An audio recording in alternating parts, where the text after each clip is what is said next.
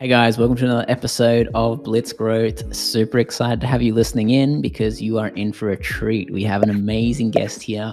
But before I jump in, don't forget to hit subscribe and let us know if you're enjoying these podcast episodes. I really appreciate the feedback. And today we have an amazing guest that's going to teach you a lot about Pinterest. So we have Craig Lewis here, who runs one of the few Pinterest agencies that have been an approved partner. So very high status in the Pinterest world. He's achieved this by spending years and years mastering the platform and understanding really how to get growth and sales, followers, engagement, and traffic out of Pinterest. So today we're going to go through how brands, individuals, and influencers can use Pinterest to generate all those amazing things, because it is a hidden strategy that not too many brands or influencers have tapped into. And I feel like it's the kind of like the dark horse out of the social ad platforms and even the social platforms in general. But Craig, thank you so much for joining. Yeah, I appreciate it. Thank you for inviting me on. And yeah, it's going to be good fun sharing and answering some of the questions and points you've mentioned. And yeah, I totally agree with you. I think Pinterest is a dark horse. For whatever reason, it's just overlooked. I don't know why. Maybe it's part of Pinterest messaging from years ago where they weren't quite sure exactly what the platform was, but now it's changed for sure. And yeah, I think more and more people, especially e-commerce owners and brand owners, are kind of coming around to it. But it's interesting, it's been around for so long, and only now it seems to be getting traction, which is kind of interesting.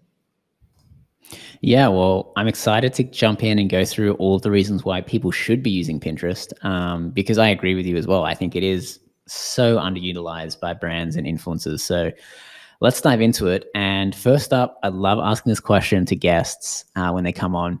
What is your small little elevator pitch of how you bring value to people, whether you're, chatting to someone at a bar, at a conference, or whatever? What's your kind of like, one sentence that hooks them in and thinks like, hey, this guy's interesting, I want to keep talking to him?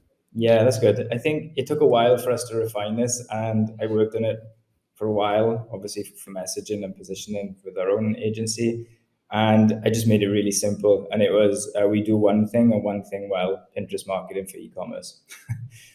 Nice. Yeah. No, easy to understand. And you know exactly what you're getting. Yeah, makes sense. It just made it easier just to communicate that in as little sentences as possible. Jumping into this, for those of you listening who are thinking about starting an agency or you're looking at jumping into Pinterest, I would love for you to share, Craig, a little bit about how you got started with Pinterest and then how you got started, with your first few clients and making your first few thousand in revenue. Yeah, it's kind of interesting that how the whole agency started. I was living in Thailand at the time back in 2019. And at that time, I had a content site. It was a health and fitness content site because my background prior was a strength and conditioning coach and a sports scientist. It just made sense for me to have kind of this area of knowledge and create content and info products.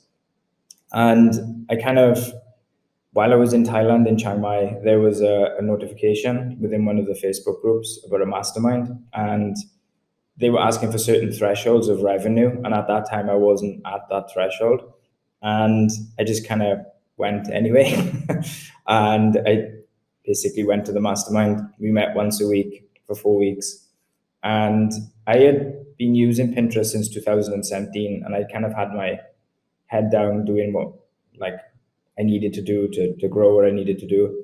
And I realized by 3/4 of the way through the mastermind, possibly even halfway through, most business owners, most brands, most content creators overlook Pinterest, and definitely, and the ones that use it, the majority don't know how to use it. And to cut like a long story short, by the end of that mastermind, there were multiple people that said if I ever considered helping other business owners with Pinterest, they would be interested. I just took that as a sign. And then within 24 hours, I'd signed my first 3 clients for an agency that I didn't actually have at that point. And by a weird turn of events, my name got dropped into a Facebook group. It's like a private Facebook group. And within 2 to 3 weeks, we had our first 10 clients. And obviously I had to build a team around that. And then pretty much from then, So that would have taken us to October, November, December 2019 was when we run like a beta program for the 10 clients. Results went well, and we've just kind of grown and refined everything since that period. And yeah, I mean, just to put it in perspective, when I started, it was just myself, a designer, and an admin. And at the time of writing, time of like speaking to you about this now, we have a team of 13. So it's like it's grown, yeah, quite significantly in a nice direction. And yeah, it's been an interesting couple of years. Things grew fast. It's been nice, and yeah, it's kind of interesting. We think we know. We assume everyone knows what we know, and it's not until you put your head up and actually talk to people about what it is that you do, you realize, yeah, most people don't know what you know, especially when it comes to Pinterest, for sure. Definitely. Yeah, and I think a few things here. For the influencers or people who have social followings that are listening, doing consulting and becoming an agency and something that you've done is one source of creating revenue from, from the following that you've built, and then two, from an agency standpoint. I think what you did was really clever is you got the clients before you even had the service. Yeah. So you validated that it was something that people wanted. Because I think a lot of people are creating agencies or wanting to create agencies, but there's not enough demand for it, or what they're trying to sell is so saturated, that they end up kind of spinning their wheels and, decreasing their pricing to the point where it doesn't even make money and getting in, tough situations. So there's a few learnings from that, I think, which is great. Yeah, definitely. I mean, just to put it in perspective, I've never thought of this until you just mentioned that. For the first 12 months of the agency, I didn't have a website. I didn't have an email list. Like, everybody reached out to me through my personal Facebook profile, which was not set up for business. It wasn't a business page. It was literally my my personal Facebook Messenger, and we just grew. And I think it touches on, I guess maybe I did it unconsciously, but I guess I validated what needed to happen before I went and set a site up, before I went and like did all of the other stuff. Because I know, speaking from personal experience from before, it's easy to do things backwards. It's like, get the nice site, get the team in place, get all of that stuff, and that is a valid model. But if it's something new, then I think just test with a few people, get good results, and then kind of work it up from there. Yeah, and I think that goes not only across starting an agency, but launching a product, launching a service, really anything. If you can, like, a revenue and sales and customers solves everything pretty much. If you have the customers and the money, you can build the team and the website much easier than if you don't have them. Yeah, no, it's so true. It is true, and it's less things to think about in the beginning. It's just serve the clients and get them to tell other people how good you are. That worked quite well for us. Okay, so let's dive into the main act of Pinterest. So for those of us who are not following and haven't taken up the opportunity of Pinterest, like, what's a super quick overview on how do you describe the value that Pinterest can bring to people and brands? Like, what's the kind of that aha moment that when you're talking to brands, like, they're like, oh, I really want to do this now? Yeah, that's a good question. I think there's 2 points to it, and these are the 2 points that we kind of use in our marketing and messaging with e-commerce brands. Is most people assume Pinterest is like social media, but the reality is it's a search engine. It's just a visual search engine. So when you shift the mindset from likes and engagement and comments, like, they all have valid reasons to be on Pinterest. When you shift away from that being the focus, and the focus around being for SEO, ranking your content, keywords, descriptions that actually match what it is that you're doing, it becomes an entirely different beast. And then on top of that, so that's the organic. And then on top of that, you also have a really upgraded paid advertising manager. In the last 12 months, it's completely changed. And you now have some very good ad campaigns that are available, some really good retargeting, the conversion campaigns, and also traffic campaigns. And you have some other variations, but yeah, it's totally different. And I think a lot of brands that did have attempted Pinterest And this is the feedback we've had. It's they've used it thinking it's social media, didn't get the results with the organic. And then maybe this was a few years ago, attempted to use the paid ads manager and it just was like, didn't do anything. I can see why. And it's like we've had to kind of point out that it's not social, it's a search engine. And now the paid ads manager is a totally different beast now. Interesting. Okay, so when you're marketing on Pinterest, you should come at it across as doing SEO actions rather than, social media actions. So, with SEO, you're obviously writing blog posts and that sort of thing. What are the things that you're optimizing on Pinterest in that SEO sense? Yeah, that's a good question. Everything. And maybe if I can give a quick rundown. So you have the macro and the micro. So the macro stuff is make sure the text on images that are published, make sure they are words that are keyword rich or things that people are actually looking for, because Pinterest will scan the images and it will pick up the image, but it also read the text. So if you have text that's on the image that people are actually looking for, that's going to help. Then you have your standard descriptions. So then you can write all of the keywords in the descriptions. A tendency some people have is just to put keyword, and just stuff them all in. Write the description for somebody to read. And I think the more concise you can be, the better, with obviously the more keywords in. That's kind of the macro level for the content that's published.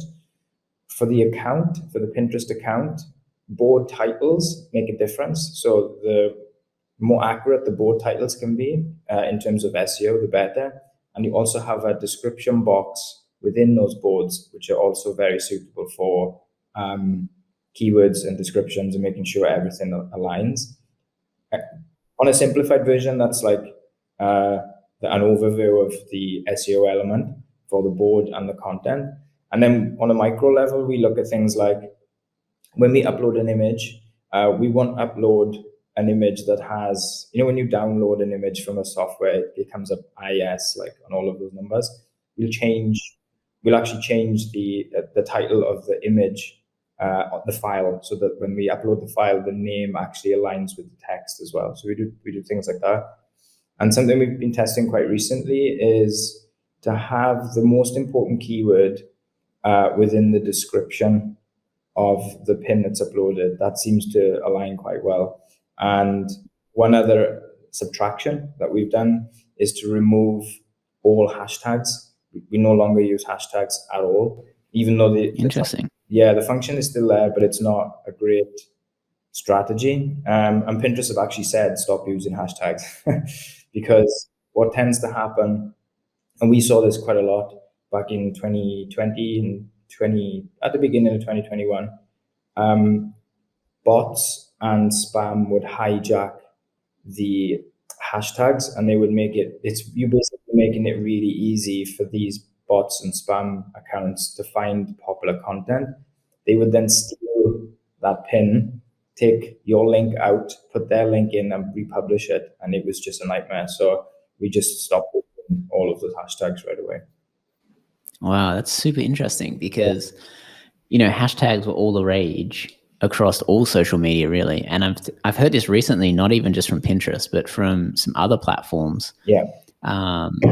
Like TikTok was one of the big ones, actually. They said, stop using hashtags, which is super interesting. Okay, that's interesting. Okay, great. And then, all right, so now we know that on Pinterest, we're thinking about it more of a search engine. Yeah. And, when we're doing SEO, I know we think of like content buckets and we try and organize the blog so that, maybe there's 3 or 4 content buckets that we do. And then all of the content we create belongs under one of those buckets. Yeah. Is that kind of similar to what you want to do on Pinterest? Yeah, that's a good question. It's a very similar analogy, but the way we approach things is with a Pinterest account, you have 2 accounts on Pinterest that are available. You have a personal account and a business account. If you are a brand or a content creator or somebody that's using Pinterest with the sole purpose of monetizing that traffic, or selling a product, it should firstly be a business account for analytics and a few other reasons. But in terms of what you pin and how to pin it, it's important to have only boards that align with the brand.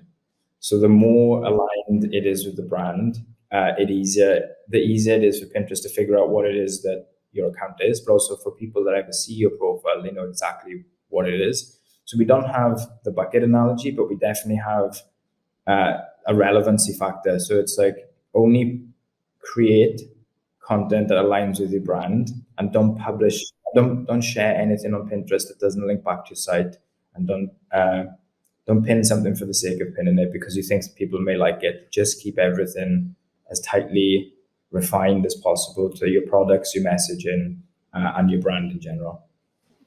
Interesting. Okay, so so you're saying that you should only pin stuff that is linking back to your own site. You shouldn't do any sort of, pins that are sharing other people's content and that sort of thing. It should all be brand focused. Yeah, now definitely.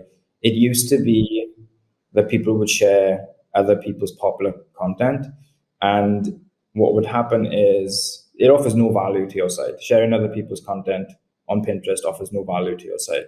But what can happen is you get an inflated impression and inflated reach of your account, but it doesn't translate to anything in particular.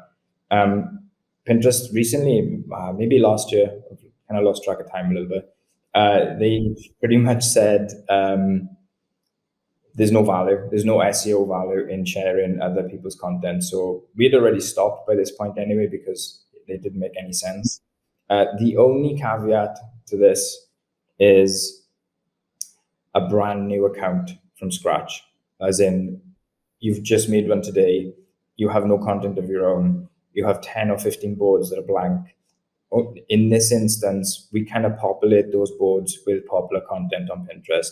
We know it's not going to impact the site and store revenue or traffic at all, but we do feel that in the very early weeks, having content that is relevant and aligned to your product on a Pinterest account is likely to impact how quickly Pinterest understands like your Pinterest business account. Interesting. Okay. And then rule of thumb, how many boards should people be aiming for? Like just if you were thinking of like the perfect Pinterest account, like, how many boards should people be aiming for just as a benchmark? Yeah, it's a good question. As a general rule of thumb, you don't want too little and you also don't want too many. Let's say we'll just take a single product owner, has multiple variations and some good content. You're probably looking at around 30 boards, and that should suffice because the recent changes with Pinterest is previously you could pin the same pin over and over and over and over again. Kind of changed last year. Now it's important to just pin one pin once and pin it to the most relevant board first. So you don't need hundreds of boards. Like we worked with clients in 2019, 2020, 2021, and there was some accounts that had like 500 boards plus, and it's a nightmare. So you just have to like tidy everything up. 20 to 40 is probably the average for the average content creator or average product owner and e-commerce owner. Okay.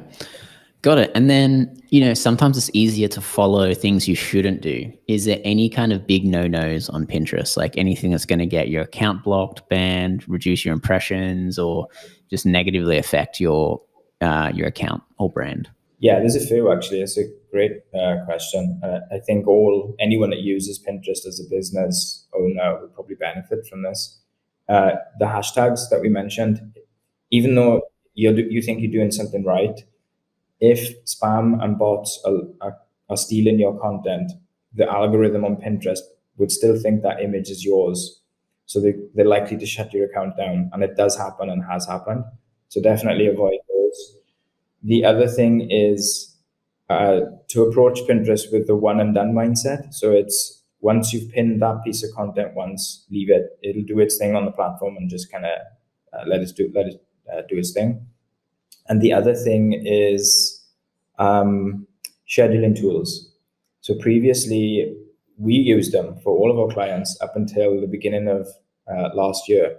And what we noticed across the board, pretty much overnight, with 99% of the clients we were working with, the impressions and reach was kind of slowly declining, only very marginally. It wasn't like a crash. It was just slowly, small percentages each day. And we didn't know what was going on. We tested everything. It took us a while to figure out what was happening, but it looked like any content that was being pinned through a scheduling tool, even though it was an approved app by Pinterest, the reach and the impressions and the clicks was just dropping off dramatically. And then we just pulled all of our clients off these apps, and we manually pin to Pinterest, because Pinterest actually has its own scheduling tool, and we just used it. And within a few months, we had surpassed the traffic that it saw previously before it declined. So we don't know. It might just be that all of our clients' accounts seem to fall at the same time, and then they rose at the same time when we pulled them. That might be the case, but I'm likely to think, I'm leaning into thinking it's probably impacted like quite a lot of people. Yeah, I've always been curious about that as well on all platforms, actually. Yeah, and then none of the platforms are obviously going to come out and say that. Yeah, so yeah. it's I mean, interesting because you got to figure it out yourself. Yeah, you do. And the fortunate thing is we were working with so many clients that we were able to observe this on a mass scale. Whereas if you're an individual who has one Pinterest account, one brand, and you just use the platform for one thing, you're not going to know. You're just going to think, what have I done wrong? Like, what's wrong with my content? Where's my audience gone? And it's very likely that the app was probably suppressing the reach of your content. And I guess if you can't see 20, 30, 40 different dashboards, and then you can't make that decision. But fortunately, like, we were able to kind of do that. And yeah, it was interesting. I think by the time we pulled them all off these apps and introduced the new way of scheduling, yeah, pretty much within a month or so of each other, everyone's organic traffic seemed to improve. So super interesting. Yeah. Okay. And so having just said that, my next question was actually going to be, are there any tools that you would recommend people using to make managing or using Pinterest easier? Yeah, there's definitely some tools to use. We don't use any like scheduling tools anymore, obviously for the reasons I've just mentioned. We don't use this, but I know it exists. There are two extensions or apps that you can get that can help make a decision on what content to write. Like, it doesn't impact us because we know what content's going to work. But what it can do is it can scrape data from Pinterest, and it can show you how popular individual pins are. So you can see, did this piece of content do well because of the image? Did it do well because of the SEO? But basically, that if you can have that data around individual pins, it can guide a decision on content strategy, but also a decision on creating a pin that possibly looks like something that did quite well before. We don't use that strategy, but it definitely is a strategy that exists. I actually can't remember the name of the app, but there's at least two, maybe there's more. But yeah, those two. And just the standard ones of Canva. Canva works really well with Pinterest. You can actually publish the image from Canva directly into Pinterest. You'd have to manually go in and add your link to make sure it links to your site. But that's something that we use. We don't use the scheduling aspect, but we use Canva on a big scale as well. Okay. Yeah. So it sounds like, a lot of these apps are probably trying to get everybody to just spend more time on the app, meaning posting within the app. Yeah. So yeah, avoid those scheduling tools and then use more of the analytics tools probably. Yeah, definitely. Sounds like what you're saying. Okay, awesome. And then is there anything that's trending really well right now on Pinterest? Like, is there anything that's working like gangbusters for influencers growing their channels or brands getting a lot of traffic and sales from the platform? Yeah. So yeah, there's definitely trends and there's definitely niches that work well. The good thing about Pinterest is they encourage people to latch on to trends and seasonality. Like, it's a big thing on Pinterest. All of the holiday celebrations, especially the US holidays, anything that's around like Halloween, anything around obviously Christmas, Thanksgiving, Easter obviously works well in the UK. But any kind of traditional holiday, if you have content or products that suit, use that to your advantage and start publishing that content at least 8 weeks out so that the Pinterest platform can figure out. And so by the time the wave comes where you get closer to this holiday, in theory and in practice, you will see a big uptick in traffic, hopefully sales, conversion, site visits, all of the good stuff. So anything that you know is seasonality in particular works really, really well. In terms of niches for e-commerce in particular, or product owners, jewelry, women's and men's jewelry, definitely. All fashion seems to be doing well. And then you've got your traditional health, wellness products, supplements always work quite well. And the other one that is just crazy popular is home decor or DIY. So it's like interior design, furniture, that type of stuff. It's just insane. So if you have content or products that are aligned with any of these, then yeah, it's hard to get it wrong. And if you don't take the SEO stuff that we talked about, like, you would still see some momentum and some traction just with your images and content titles. Yeah, that actually brings up a good question. What type of content, like images, video, sizing, styles, what type of content is working on Pinterest, or what should brands and people be making to succeed on Pinterest? Yeah, that's a good question. So there's two answers to that. There's one answer for the organic strategies, and there's a different answer for the paid. So I'll give both. For the organic, and this is just stuff that we've tested, it may not be the narrative of other platforms, and it may not be what other people have seen. But with organic growth, we see static images still as the number one driver of traffic. We don't see video perform that well. It just doesn't seem to convert to clicks. People watch it, but they don't click through. However, interesting. Yeah, it is interesting. We pushed video heavy a few years back, and it just didn't work. But Pinterest have introduced a new feature recently, and that feature is called an idea pin. And an idea pin is the equivalent of Facebook's and Instagram story. And they even have that bar at the top on when you use the app on your phone, and you can see these stories, and you can create video, you can create static images like a slideshow.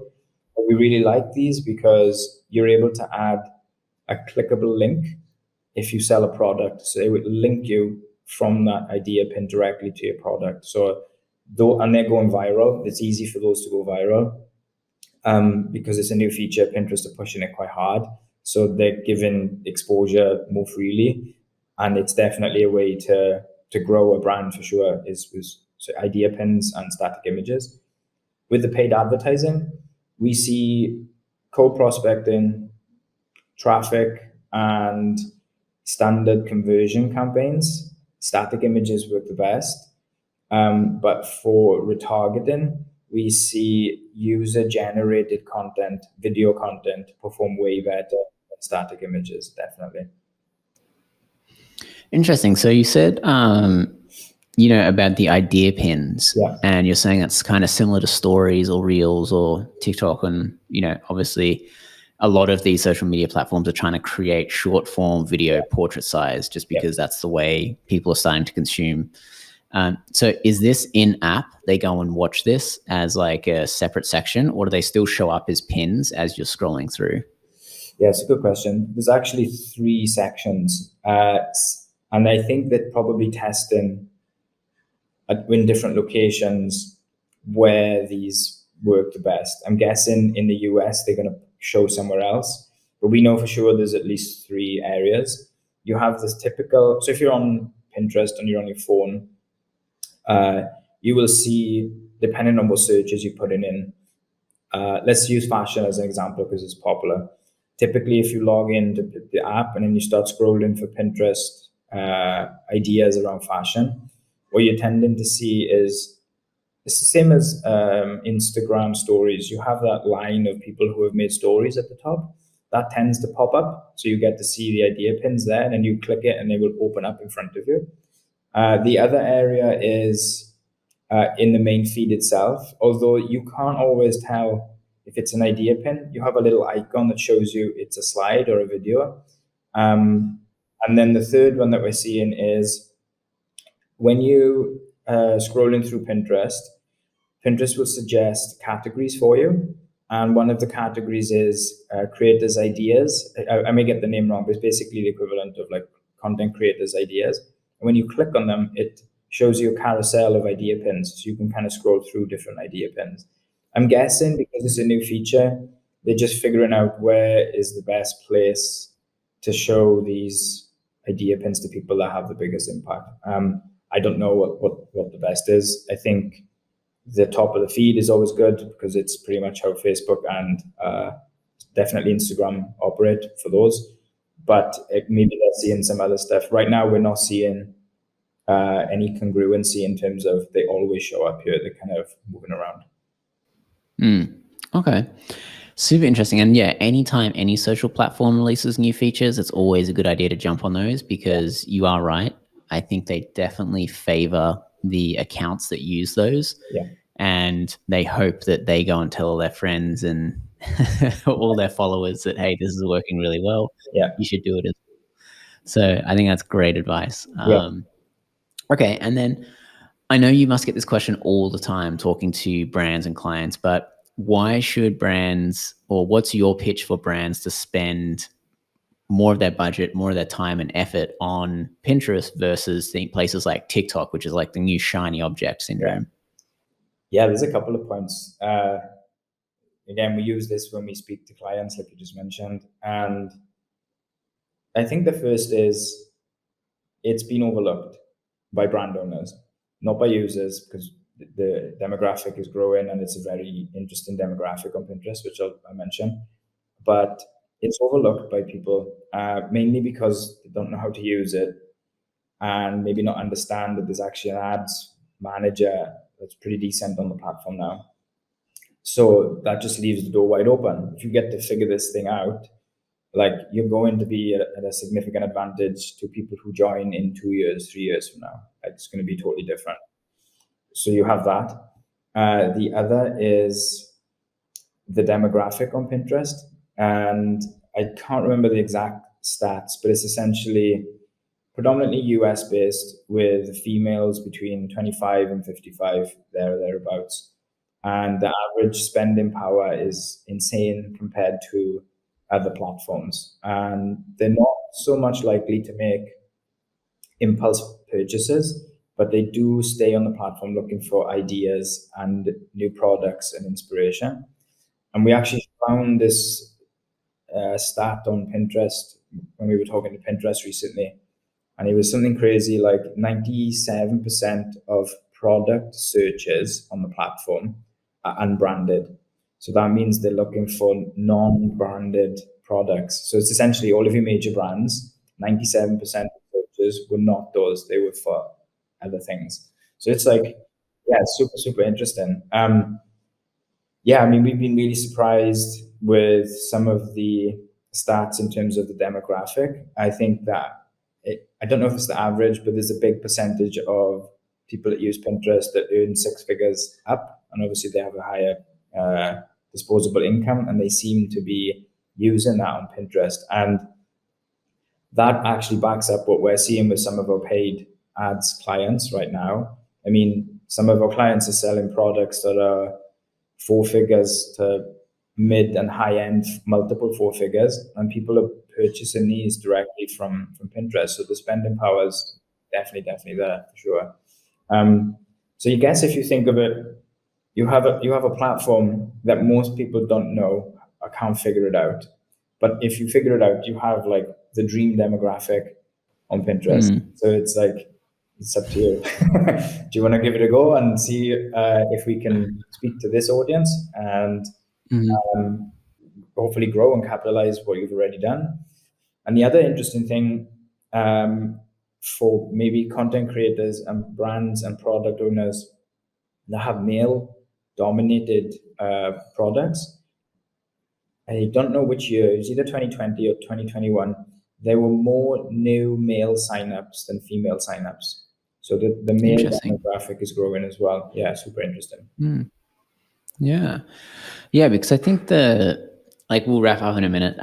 But I think one of the final things that I wanted to go over was, I think every time that we've tried Pinterest, we've found that it's been very hard to track the conversions or very hard to attribute the conversions to Pinterest. So, you have, Google that owns the internet pretty much. So their tracking is not too bad.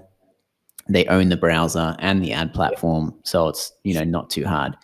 Facebook has now built out their conversion API. So you can get a little bit of matching after the Apple changes and the iOS updates.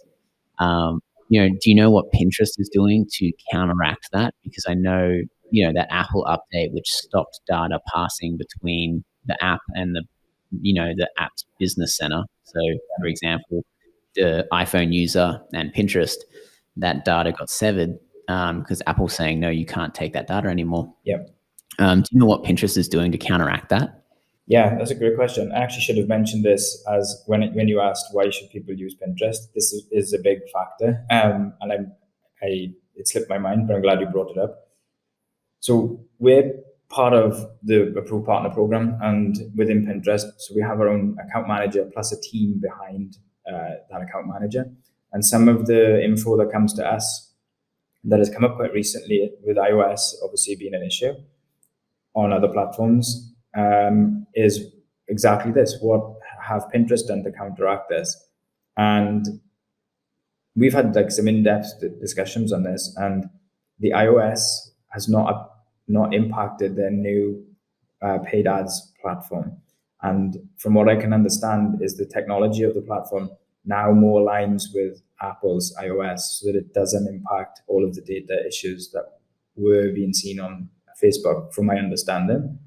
So right now, they are extremely confident that no tracking on the platform has been impacted negatively. And the other interesting thing is you have, obviously you have Pinterest paid advertising analytics, and that's good. You have a lot of individual data, but nothing seems to be lost. We've seen this quite well. And what we've done is that ads manager and the data in ads manager can be a bit overwhelming. It's like blocks of text. It's like, where do you look? You have to open up individual campaigns to see some data. We've gone and created our own custom dashboard so that it updates in real time. So our clients see just the important data. They don't see the reams and reams of data. So that's helped clarify some stuff. And also, I really like Pinterest's paid ads model. And they've done this because most people go to Pinterest for inspiration, new ideas first.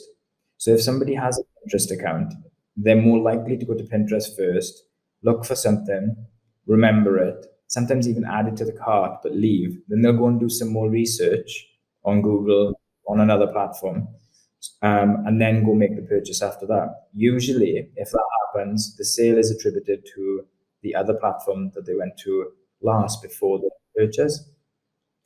Pinterest understand that demographic and they know the user behavior. So they've introduced, I don't know if they've introduced, but they use a first click model. So what that means is if somebody comes to Pinterest first, they attribute the sale at that point rather than later down the road. And obviously you can change the attribution windows. Like you have 30-30-30, 60-60-60, a ton of other variations. And we just use a reasonable one. Sometimes we use 30-30-70, 30-37, and sometimes 30-30-30, which is kind of in line with Pinterest's suggestions. But this helps track attribution more accurately from a Pinterest user behavior point of view. So right now, it seems to be a really like we're seeing really good info, we're seeing really good results with our clients, especially on the paid ad side of stuff. It's just some of the stuff's incredible. So we're getting to see if attribution wasn't great, we probably wouldn't see some of the results that we're seeing right now. So it seems to be pretty okay right now in terms of attribution, which is nice. Nice. Yeah. That's awesome. So yeah, everybody listening, if you're an influencer, definitely check out that platform. Start building up that following, that audience, because brands, I would say, would start looking at Pinterest more aggressively as they try and diversify away from Facebook and Instagram. And yeah, Pinterest definitely makes sense as one of that. And then brands obviously looking there to generate more revenue and traffic from that platform, especially on the discovery side. But yeah, plenty of learnings today. So Craig, thank you so much for sharing everything. Really appreciate it. Let's wrap up by going over where people can find you, get in touch with you, ask you more Pinterest questions. How can we find you? Yeah, thank you for asking. Yeah, I appreciate you asking some great questions. And yeah, you've expanded on quite a lot of stuff, which I think might be helpful for your audience. So the website that we're using is pinandgrow.com. We actually have a website now. I'm quite active on Facebook, so what I can do is I can share my Facebook link, and we're hoping at the end of this month, beginning of April at the latest, we'll have a new Facebook group up specifically for Pinterest. So I can share the link for that with you, and then I think maybe when this goes out, the Facebook group will be live. Okay. Awesome. Well, yeah, we'll definitely make sure we include all of that and make it easy to find.